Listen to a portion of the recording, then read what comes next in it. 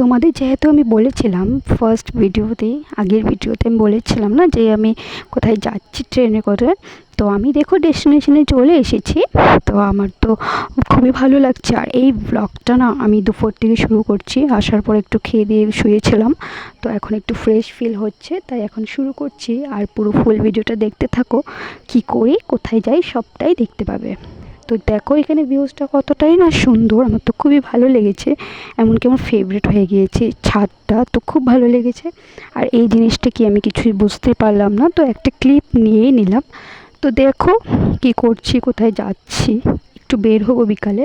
তো স্নান টান করে ফেস ওয়াশ করে নিচ্ছি, রেডিও হয়ে গিয়েছি প্রায়। জাস্ট একটু লিপস্টিকটা লাগিয়েছি, বেশি মেকআপ তো করিনি যেহেতু প্রচুর গরমও ছিল। তো বের হওয়ার পর এটা ব্রহ্মপুত্র রিভার পার্ক।